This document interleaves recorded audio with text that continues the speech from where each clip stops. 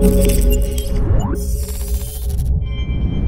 what's going on guys, HyperX here, welcome back to another Destiny video. It is Tuesday, it is reset day, which of course means I'm about to tell you guys what is new in the world of Destiny this week, complete with some vendor weapon recommendations. We are also just over a week away now from the Destiny 2 gameplay reveal. As a reminder, I will be out in LA next week to record some gameplay for you guys, so if you want to see some Destiny 2 stuff, then next week from, I would imagine, sort of the tail end of the week, keep your eyes peeled on the channel because there will be tons of Destiny 2 footage. I want to bring you guys as much as I possibly can. Hopefully I can record enough to basically give you guys videos to watch from kind of next week until E3, something like that. But either way, plenty of Destiny 2 stuff to come. But if you do enjoy this video, you do find this helpful, then like would be super appreciated. Any questions, drop them down below. But let's kick things off with the weekly featured raid. This time round, of course, it is King's Fall this time. So Golgoroth Challenge, Oryx Challenge, and War Priest Challenge, which of course means a triple attempt or triple kind of chance to get some more artifacts this week if you guys need them for your gear, to kind of ornament your gear.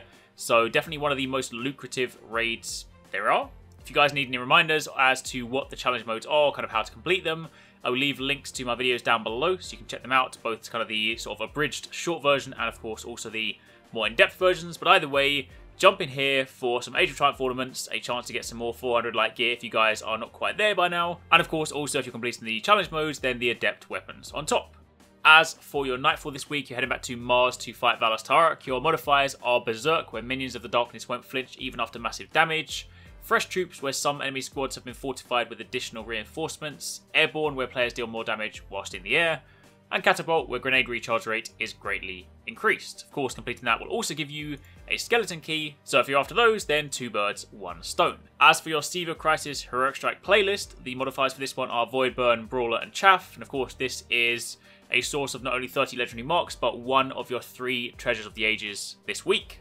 Moving on from there to the Challenge of the Elders, your modifiers this time around are Airborne and Fresh Troops, so again, players deal more damage in the air and enemy squads being fortified with additional reinforcements. And your bonuses, your kill bonus, this time around is Grenade Kill, so again, throw in any armor pieces that give you double grenade, anything to kind of help you out with that, and that will make things a hell of a lot easier.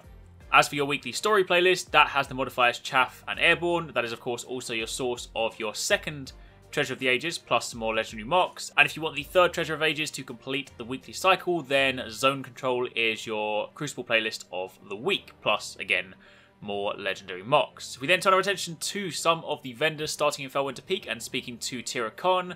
Your artifacts this week are Memory of Yolda, which removes your sprint cooldown; Memory of Silumar, where in the Crucible, resistance to damage over time attacks are greatly increased; and also Memory of Scori, where when your super is full, kills cause nearby allied supers to recharge faster. Again, a reminder that lasts for about a minute, because of course there was the change to make it so that it only procs on kill.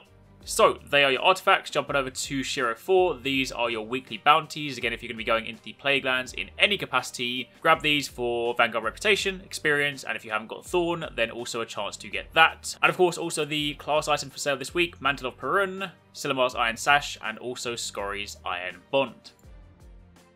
Then turning our attention to the tower, speaking to Lord Shax for your Crucible bounties this week, your weekly ones. These are the 2 available. The first one is in Supremacy. The second one will have you playing in Control. Again, handing in those is a chance at Nightfall tier rewards. And speaking to Commander Zavala, these are your strike scoring bounties. So if you're after Icebreaker still, then those are the ones that you want to do. As for the Reef, Petrevenge, these are your typical weekly, daily bounties. Again, the kind of usual combination, 3 and 3. So while I appreciate that they are largely of little value these days, they are still here for those of you guys that want to see them. And of course, same goes for Varix. If you're going to be heading into the Prison of Elders, then you can grab some bounties from him. Finally, for your weapon recommendations, something I started last week, and you guys asked me to focus just on the kind of top picks for that week, so that is exactly what I'm going to be doing. At the Crucible Quartermaster, there is each new day the Fusion Rifle. This one has Unflinching. It also has Accelerated Coils, and it has Counterbalance, which is a pretty nice set of talents for a Fusion Rifle. Then as for the Vanguard Quartermaster, the Parthian Shot this week has Outlaw. It also has Handlaid Stock, and it has Counterbalance. So of course, stability is always a nice thing to have on Pulse Rifles. Parthian Shot is actually a pretty good weapon as well, so something to think about. On top of that, whilst at the same vendor, the How Dare You Hand Cannon. First 2 kind of perks aren't too great. You have a choice between Mulligan and also Partial Refund, neither of which are especially great, but then you do also have the option of rifle barrel and rangefinder, so those are a couple of sort of nice talents. So if you can forgive the first column, you might want to think about that one, but if you picked up the palindrome last week, then you probably don't need to consider this one. As for the Dead Orbit vendor, the Last Ditch 001 shotgun has either snapshot or hand-loaded, of course hand-loaded being nice for the extended range. You also have hammer forged, and you also have crowd control, so this again has always been one of those kind of shotguns that's relatively decent for a vendor pickup, and that's not necessarily a bad set of rolls. And then after that, jumping over to the FWC vendor, the Wormwood is always a nice kind of sidearm to have, so if you are looking for a sidearm, then it's just generally speaking pretty strong weapon. This time round, the first column is either high caliber rounds or snapshot, but you then have fitted stock, and you also have rangefinder, so again, a rather interesting combination. And finally, the Warpath rocket launcher. This is not quite as good as the one that was sold a few weeks back, the one that everyone was kind of raving about, saying you should use for Axis.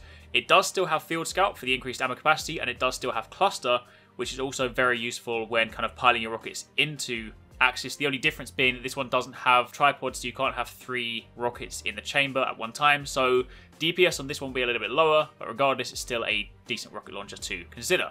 But either way, that's pretty much it. Those are your picks for this week, and that is your weekly reset. So hopefully you guys found this helpful. If you have any questions, again, drop them down below. But thank you for watching. Take it easy. Catch you next time. Peace out.